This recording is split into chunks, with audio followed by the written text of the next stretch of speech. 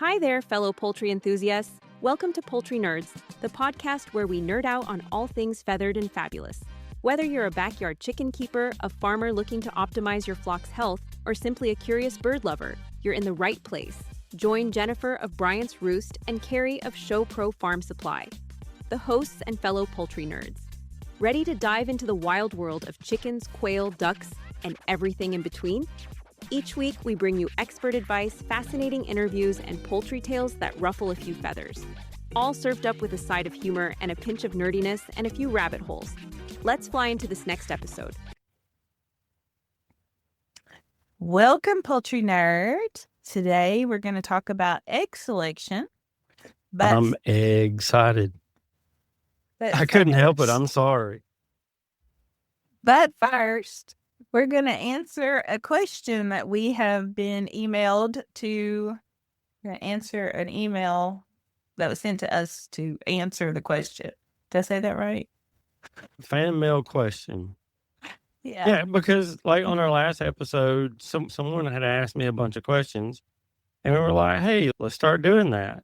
Yeah. And Help crazy a whole bunch of thing, people. like people actually listened to the podcast and started sending us questions. Yep. So So let's have it. this week's question was about rooster crows. And she lives in a neighborhood, but her neighbors seem to be complaining a little bit about the rooster crowing and wanted to know if we had any ideas on how to quiet them down a little bit to keep her neighbors happy because she didn't want to give up her chickens. Now, I answered the email. I know you did not. So you give your answer, and then I am going to tell you what I told her. So first thing that comes to my mind is your neighbors suck. Get some new ones. That's why we get along so well. And I understand. I really do. But living in a neighborhood, you know, if your roosters were crowing in the middle of the night, I could see that. But to me, roosters making noise in the morning time or in the afternoon is no different than kids playing. When kids are yelling and screaming and acting obnoxious. Roosters are yelling and screaming and acting obnoxious. Dogs horseplaying, doing crazy stuff. You know, I read in the neighborhood, one of the neighborhood pages near where I live, this lady was pretty much irate because her neighbor's dog dropped a deuce in her yard. And I'm like, being the nice guy that I said, I said, well, have you tried talking to the neighbor? But it's not my responsibility to tell people, blah, blah, blah, blah. What? You actually do live in the country, and your neighbor might not think free fertilizer drives you nuts. And sometimes just talk to people. But in this case, if getting new neighbors isn't an option, take them some eggs, bake them a cake, just be nice to them every now and then, and it should probably all work out. So I emailed her back last night, and my reply was, can you have roosters? Like legally with the codes and stuff. Now, I do not know the answer to that question in this particular scenario, but assuming that the answer is yes, then her happiness with her birds is no less important than their neighbor's happiness getting what they want. That is true. If the neighbor's dog was outside barking, would you go over there and say, hey, your dog is obnoxious and I hate it. Would you shut it up? No. Or But would you for call some animal reason, control? people think that's okay with a rooster.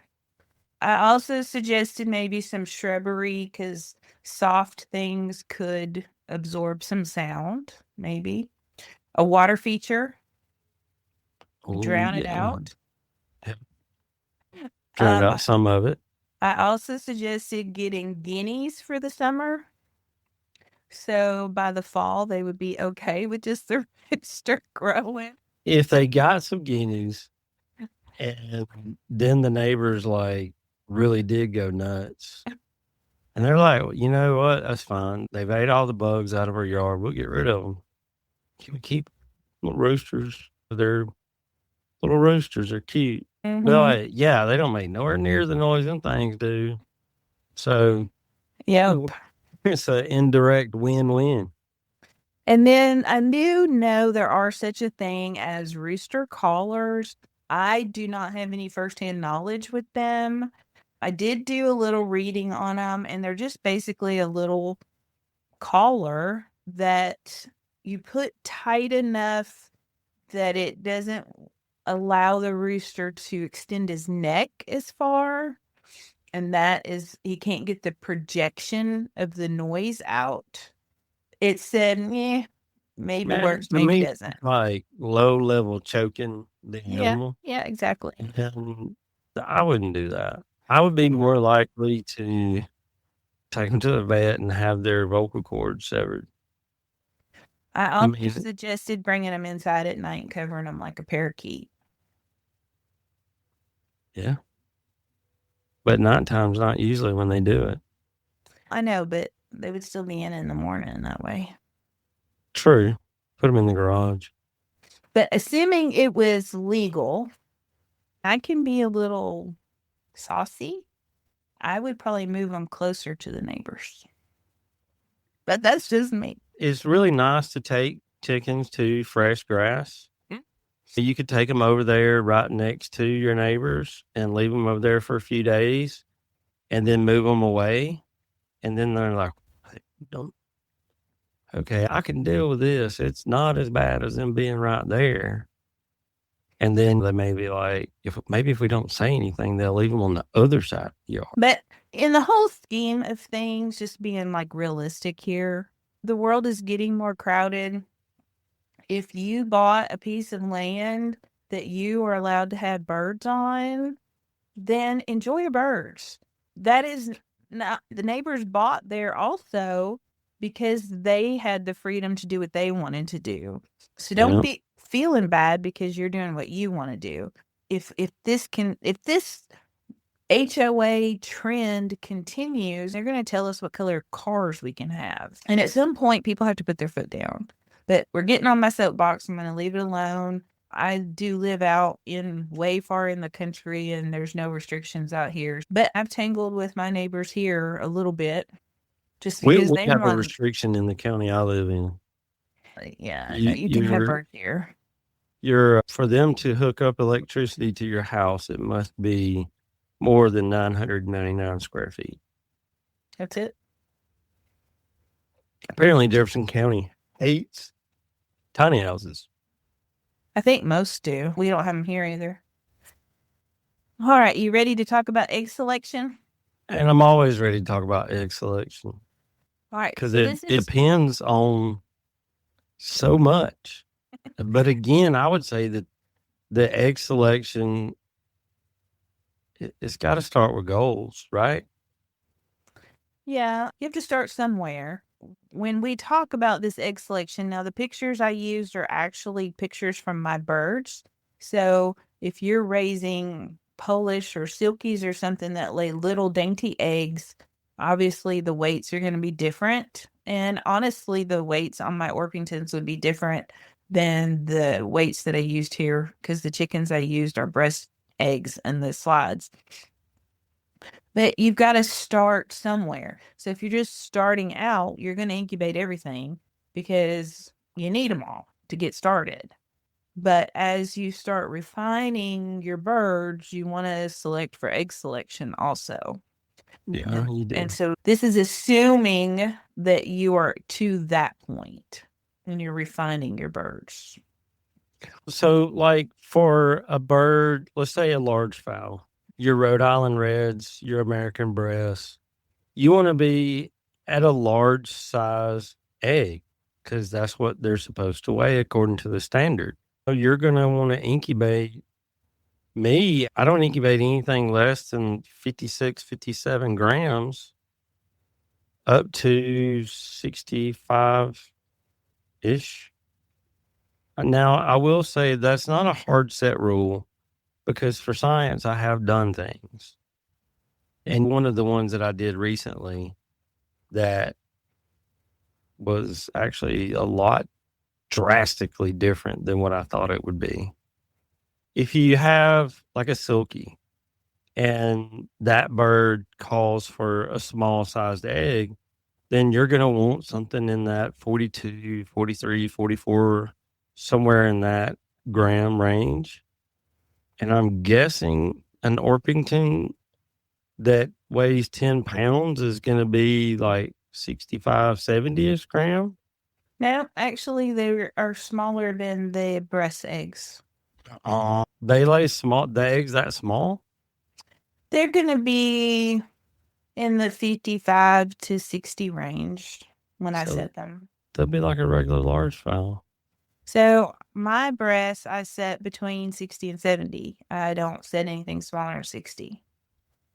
And if my trays are full, I'll pull the 60s out and leave. Then it becomes 61. And the funny thing about that is a lot of people are like, oh, those are double yolkers if they're 70s or whatever. No, you've been doing this for a little while, and I've had them for a little while, and bigger eggs get bigger birds, and that's how you grow your genetics. And you have to know your birds. You have to know your line. And I can almost, I would say 99% of the time, quail, breast, Orpington, duck, turkey, I can hold it and tell you if it's a double yoker or not. Because I know my birds. Mm-hmm. I can't go to the neighbors across the street and pick up their birds. I would not know if those were double yolkers or not. Because I don't know those eggs. I don't know what they lay. Yeah, I mean, I can pick up some quail eggs and be like, which pen did this come out of? No, that's the ones I'm still working on. This one definitely ain't a double yoker. And then I'll find a double yoker and I get really frustrated because then I have to take all the hens out and see if they're repeat offenders or if it was an accident. But, all right, let's get moving on this because I got a lot of slides. Lots. Okay, so this is my little cocaine gram scale. I broke the lid off of it. So just for reference, the little blue pieces of tape are just stuck to the thing so the egg can't roll, but it's all teared out. And the picture I can see the weight on the scale, but just because I know it's a little bit harder to read, I went ahead and wrote it on the top of each slide. And yeah, you can see it pretty good. Okay, good. I was sitting on the couch, it was dark, and it was like almost 10 o'clock last night when I was doing it. So this one is got a pretty good shape. It's got a good weight because I like mine between 60 and 70. It's clean, so it was laid in a clean nest box, and it has a nice, firm, smooth shell. So I would set this one. Would you? Yes. Yes. I don't see anything wrong with that egg. I like how it's very symmetrical. It doesn't have any calcium bumps on it. None of that weird stuff. Yeah, that one's going in the incubator for sure. Yep. Okay. This one is like a little golf ball, and it's filthy. I was going to say, that one, if it's going in the incubator, it depends on how recently it's been cleaned. Okay, so all sometimes of these are incubators can get rough. And if my incubator's like, I need to clean it this time or at the end of next time. So I don't set filthy eggs, and I also don't wash eggs. So yeah, all these pictures are straight out of the nest boxes. Okay, so this one's only 41 grams. This is what kind of bird is that? These are all breasts. Oh yeah, that one's getting 8. I ain't even thought. If that was a game fowl, I would think about it, but I can't. It's too small. Okay, so we're back in the 62 range. We've got a decent shape. It's okay clean. Not getting too concerned. And the weight's good. So I would set this one. Yeah. Yeah, that's a no-brainer. So this one's it's right on the line with weight. So the reason why I took a picture of this egg is when you look at it, it looks like a big egg. but it's only 60 grams. So to me, there's something off with it. Why is it so light if it's such a large egg? That makes sense. There's something off with it. So it does have a little bit of a weird shape. If you look to the right, it's got a hump out to the right also. Yeah. Can you see it? Yep. And it's a little pointy on the It's like bottom. it's almost like a little bulge on the side. Yeah. I think when that egg was coming out and being formed, it didn't know which way it wanted to be formed. My guess is that the shell is probably a little on the thinner side. And so when it was wet, when it was first laid, it might have taken on a weird shape maybe or something. I don't know. But I would not set this egg. Would you? No, it looks funny. All right, this one's just too filthy. This one is just a breakfast egg. I wouldn't go any further. If I was just doing my daily chores, I would stop at that point. This one would just go in the breakfast basket. So here, for me, we eat the dirty eggs and I set the clean eggs that meet the criteria. That's how we do it. But as far as weight is concerned, it's fine and the shape is fine. But just because it's dirty, I would bring it in the house for breakfast. You? So for me, to be honest, it depends on how many eggs I got. Yeah. Because if I've already got some breakfast eggs that are going in the house and that son of a gun is in there, that might get tossed in the woods. Really? It's pretty dirty. Yeah. But I have another one in here. You'll know when we get to it. So I have one breast group. I don't know if she goes traipsing through the mud before she gets in the nest box or what. But I always know that these dirty eggs come from that group. Like, why do they do that? I don't know. This one's on the smaller side. It's dirty. Looks like a golf ball. So this is an easy no for me. Some chickens I just don't understand. I don't either. This one, I wouldn't set it because it doesn't have a proper egg shape. You can see it's almost triangular at the bottom, and then it looks normal at the top. But if you notice, it's got some straw or something stuck to it. So that makes me think that maybe another egg had broken and it got sticky and stuff started sticking to it. And you don't want to set those kind of eggs either. No, you don't. Yeah, no. This is a good egg. Yeah. So It's not the prettiest, but the shape on it is exactly what an egg should look like. The size is a good size. Yeah, it's dirty, but it also could have flooded rain yesterday. That's not covered in poop. This just picked up something somewhere. Similar to the last one. I would still set it. And no, I wouldn't wash it. I would set it just like this. Yeah, I don't wash eggs. Some people do, and I don't. That's one of those things that I really don't understand is why you would want to do that, because, they're going to be exposed to germs at some point in their life.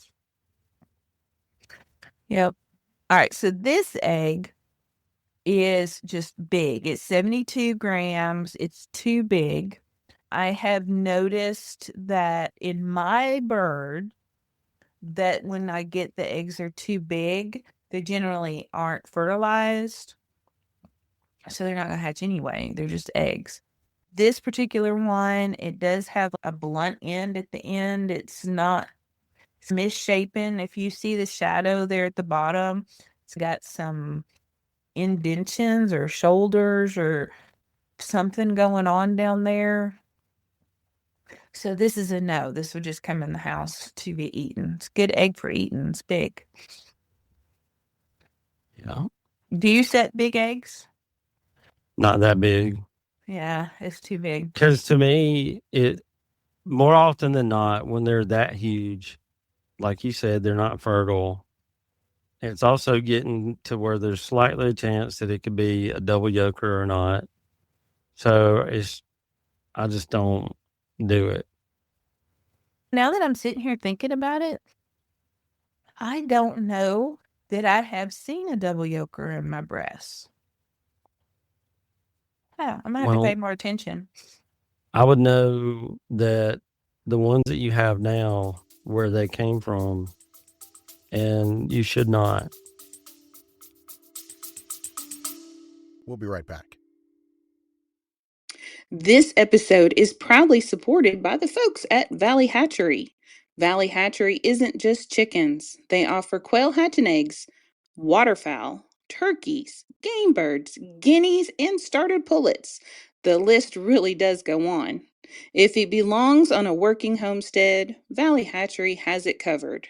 What we appreciate is their focus on strong, healthy birds, clear information, and real choices like optional vaccinations, so you can raise your birds the way you want.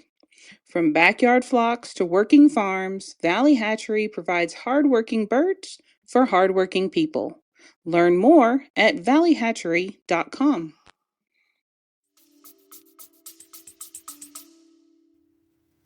All right, this is the epitome of perfect egg to set. 67 grams, it's clean, it's got plenty of room for that chick to move around in, that nice wide body there. You definitely know where the blunt end and the pointy end is. To me, this is a fantastic egg to set. Yep. I wish they all looked like this. Yeah, that is true. Okay, so this one is borderline. I went ahead and gave it a green check mark just because I would set it. How if I needed it, like to finish off the tray, but it would be like the last one to go in. That torpedo shape, I don't feel like it gives the chick enough room to move around because the chick has to turn itself around to zip. And I don't feel like this one would allow enough room for it.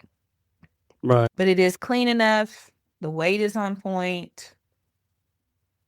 It just is a little narrow to me. Are you shocked I gave this one a red X? You'd set that one, wouldn't you? Mhm. Really? No, because I don't like the texture on it. And down at the bottom, it's not a smooth, like, It's got point. yeah, I Yeah. don't like that. And it's barely over 60. And if you have a lot of better options, that one's not getting set. Now, Right. again, that goes back to what I was talking about goals. Because if your goal is to feed some kind of reptile, then see if it'll hatch. If your goal is to have a breeding flock, then I'd eat that one. Okay, so you bring up a good point. So when I set the quail eggs, I will go through and I will set everything I want to set in order to hatch. All the projects, the good size eggs, the things that I could keep for breeders later, everything that's worthy of being set. And then once that's done, any trays that I have left, I'll just go through and fill. And with eggs that would hatch, but are definitely not double yolkers or too tiny. And I'll actually I mean, you don't want empty room in there. I'll actually write on the tape freeze. I already know I don't want to keep these birds just because of the eggs. Yeah, I actually have some in my incubator right now that I wrote freeze on the tray. And there was one tray that I wrote freeze accept. And that's because it had a lot of big eggs. I'm really curious what they are. So they'll still get frozen, but I want to see what they are first. So what you Because like can normally if do, I'm going to freeze them all, my chamber that I have, my whole hatching basket will fit in. So I'll just put the whole thing in there. But that I want to see what those are because again, I already know the correlation in egg size with chickens, but I don't think it's the same way with quail. And I'm looking for proof. now we're doing this as the first selection point for breeders going forward. The second time you could do it would be moving them to the hatching basket. You could move the ones that you definitely love, like some of those eggs were perfect. And then the ones like the torpedo-y shaped one, you might put in a secondary basket and separate the hatches that way. And so then you can look at the chicks after they hatch and go, you know what? I'm getting all these nice wide heads from these nice wide eggs, and I'm getting narrow heads from these eggs. And don't take those words to the mountain here. I don't know myself. Is there a correlation between wide heads and a wide egg? I have no idea. You'd have to look at your line. No, and there's not. see if there's a correlation.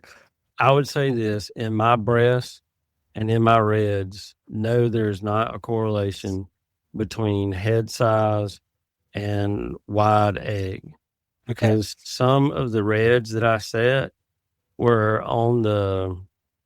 they weren't pullet eggs, but they were like towards the lower end of that range that I would normally set on a red. But the eggs were like perfectly shaped. The coloring was perfect. They look great. And then when chick pops out, I start looking at heads and I don't see eyeballs. And they're not like the egg from before that was 6 inches wide. You could also check for vigor too. Did the chicks hatch easier in these nice wide eggs and have a harder time in the torpedo eggs? There's lots of data that you can collect on your bird, your line, and see. It's not hard to separate an egg in a hatching basket. Just to gather the data and know, okay, from now on, I'm not going to set these little golf balls because they don't hatch.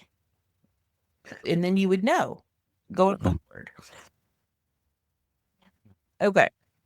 This one, right on the line. Literally 60 grams is my minimum.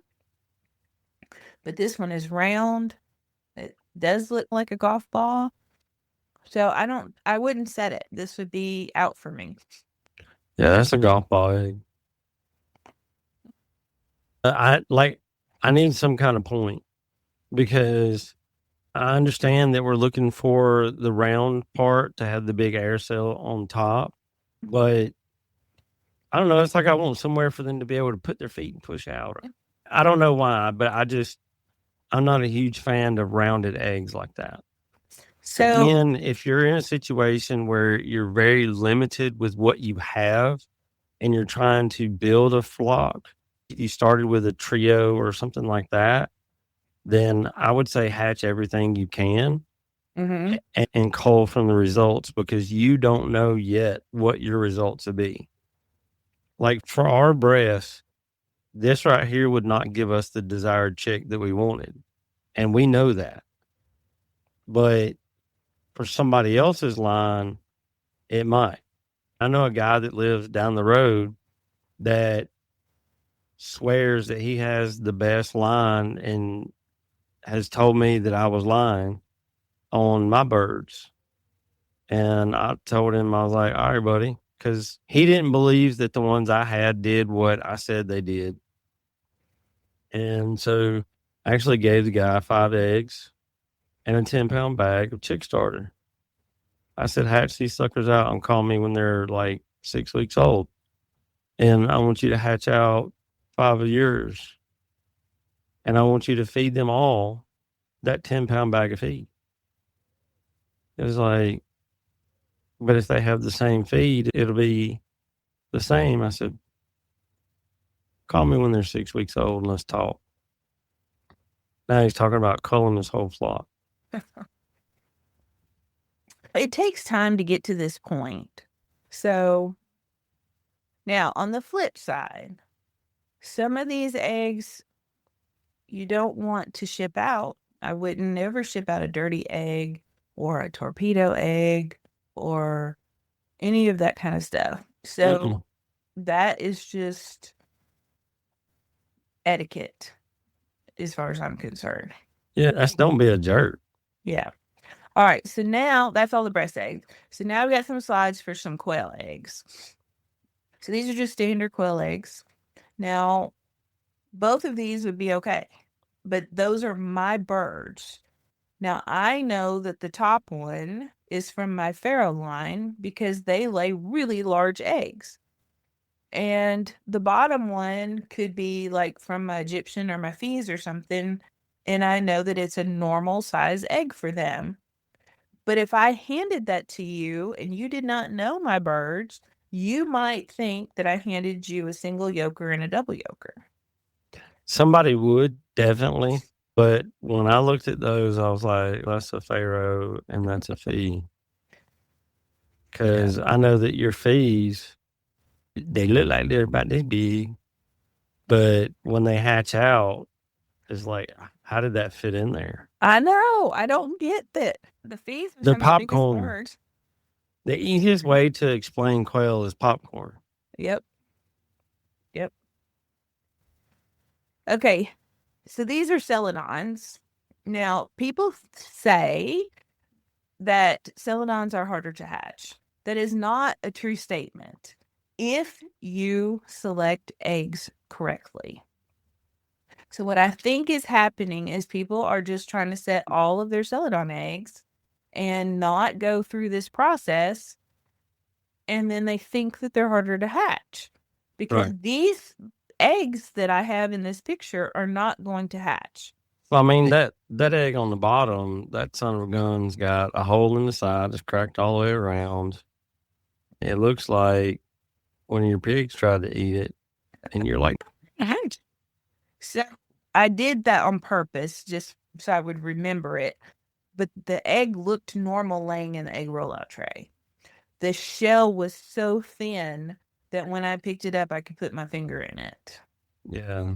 Yeah, But again, I think that is, in my opinion, I agree with you 100%. That's why people think that the celadons are so hard to hatch, because a lot of people charge like $50 per egg, and they don't have a lot of them themselves, so it may take you a hot minute to get it.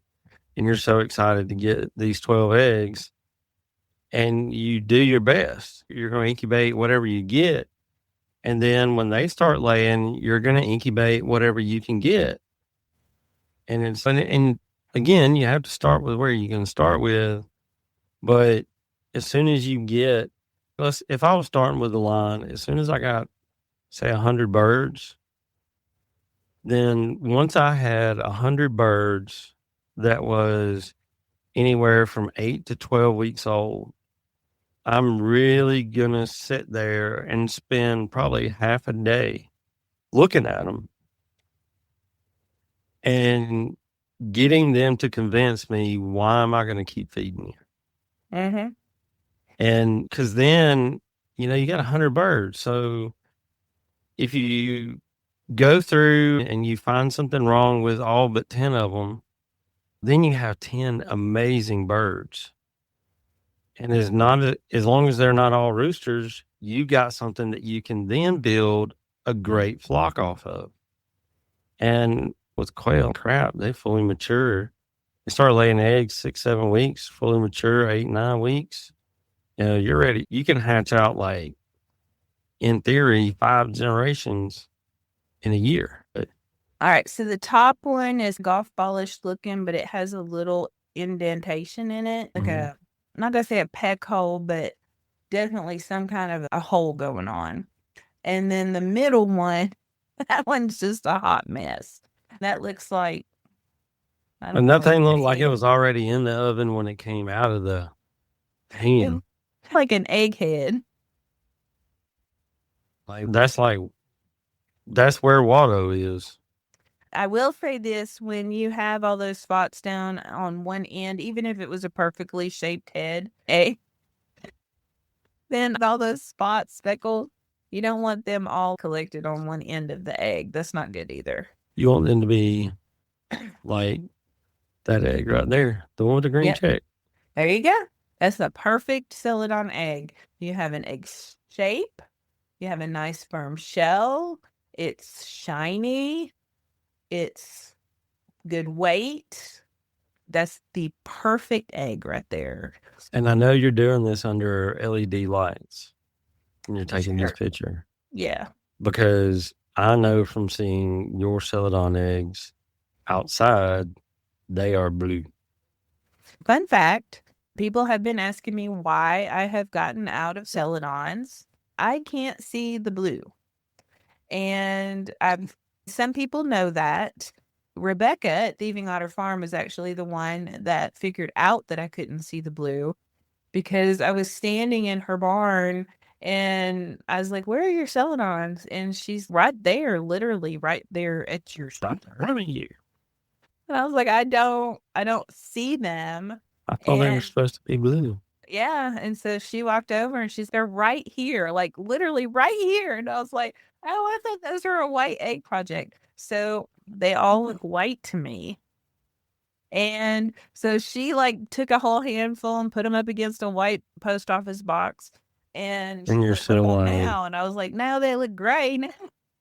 So we went outside and we went all over the place, all over her yard, and I can't see the blue. So all these eggs look white to me, and it really does just take the fun out of trying to breed for a blue egg when you can't see it.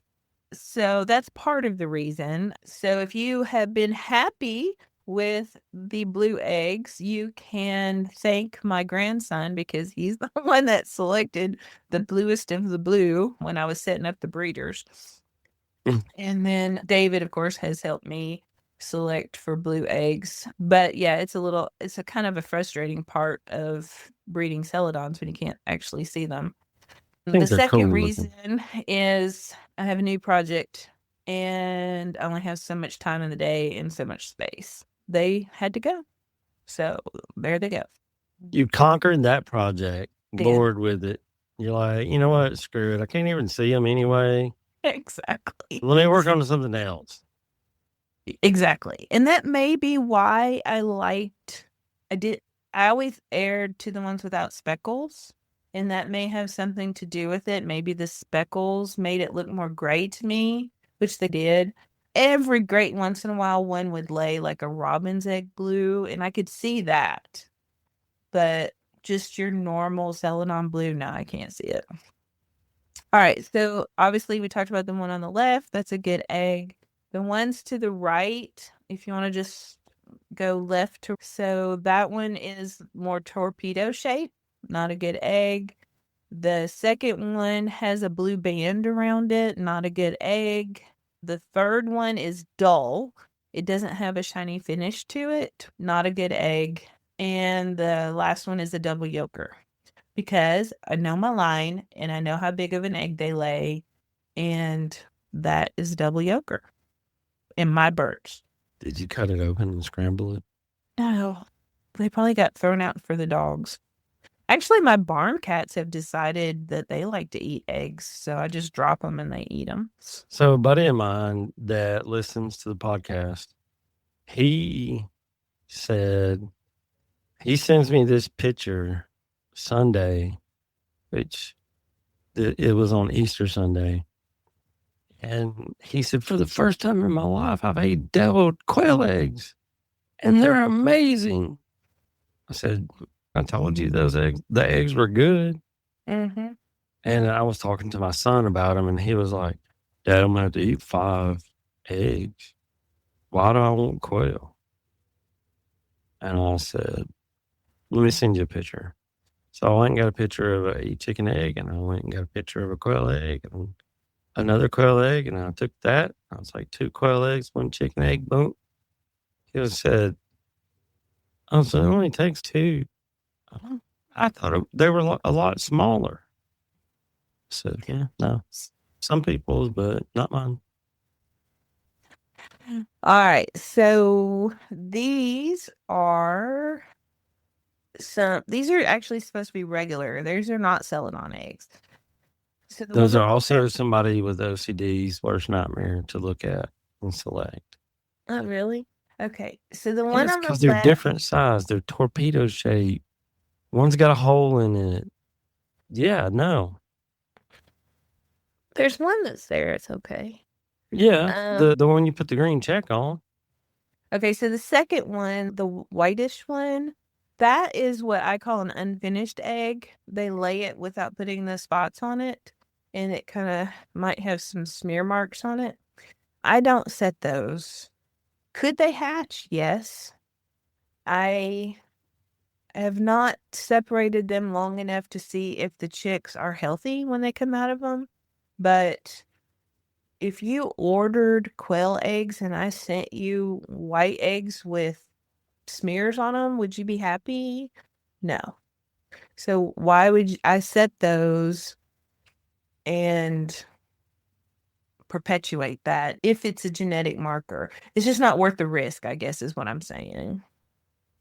Yeah, like that would be one that if I had a bunch, if I had those eggs, the one with the green check is going over here in red basket, and all the others would go in blue baskets because I put my breeders in red trays and my feeders in blue to keep them. 2 of those are double yolkers. The torpedo one, I don't know if it would be or not, but yeah. I mean, It's 2 torpedo. It's 2 torpedo? Yeah, and that could be something that would be genetic. And again, when people pay you money for hatching eggs, they want eggs that look like they're supposed to look and are like they are supposed to be. And they're not supposed to be torpedo shaped. That's why, like I said, this would be a nightmare because if I had a group of 25 that was giving me this, then I'm going to have to, hey, let me grab my empty stack and bring it up here because I keep a stack empty just for crap like this. And you separate them heifers out and you find out who the guilty party is. Oh, that was it. That was all our slides. See, I thought it was 20. There, you did good. Yeah, you did a great job putting together all the examples. Yes. I took these pictures. I have to admit, I did take these pictures a while back, and people knew that I took the pictures because I said I was gonna explain egg selection, and it's busy season, so time got away from me. Yeah, but to me, it's important because if you're selling hatching eggs, then your name is your reputation. So be selective with what you stick in the foam or however you choose to package. I like quail foam from eggfoam.com. You get it wherever you want to get it. But however you package, select quality because you're charging people for quality. And if somebody says, hey, look, I want some eggs for my kid to throw in the incubator to see what happens, then okay, fine. I would just give that person whatever. I would not take their money for that. That's back in the day when your handshake was all you had. That's all you had. And nowadays, your name is all you have. So I feel like you should strive to send people quality. So that's why we wanted to talk a lot about egg selection because we have seen, I'm trying to think of a word that's appropriate for all ages, but ridiculous will explain it enough. Number of egg things on social media lately. And yeah, I would like to make the statement that we do have the Incubation Masterclass Facebook group now. If you're not part of that, go join that. But when people say that they had a bad hatch and they try to blame it on the incubator, yes, it's possible. It could be the incubator's fault. But to really diagnose the problem, you have to go back and look at the big picture. And egg selection is one piece of that puzzle. Did you set all pullet eggs? Did you set all golf balls? We have to have that information in order to move forward diagnosing the issue.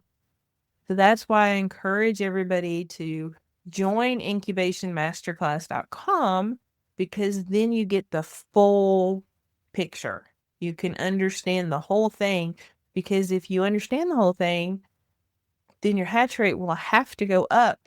And I don't care if you use an old styrofoam incubator, because if everything else is correct, it really doesn't matter. I think that I could hatch quail in my mailbox in August. And one of these days I may try it. No. Okay, so you probably could in Tennessee. Yeah. I would poach them in Alabama. But so in the incubation masterclass, some of the research that we did involved buying a stupid amount of incubators, but people tend to do that for science. We talk about ways that you can have a decent hatch with a $25 incubator. And we talk about ways that you can have a good hatch with a $2,500 incubator. Because we know that, like, we designed the class for everybody. For somebody that don't know jack, we want you to be successful. And there are ways that you can do a $25 incubator and still get a decent hatch. There's tricks that you can use to make it work. So, yeah, All right. check it out. I got nothing else on this subject today. That's it. We're That's done right. talking about egg selection. Maybe next time we can talk about what laid the egg. Maybe we could answer the question, what comes first, the chicken or the egg? Thank you for joining us this week. Before you go, be sure to subscribe to our podcast so you can receive new episodes right when they are released. And they're released every week. Feel free to email us at poultrynerds@gmail.com to share your thoughts about the show. Until next time, Poultry Pals, keep clucking, keep learning, and keep it exciting. This is Carrie signing off from Poultry Nerds. Feathers up, everyone.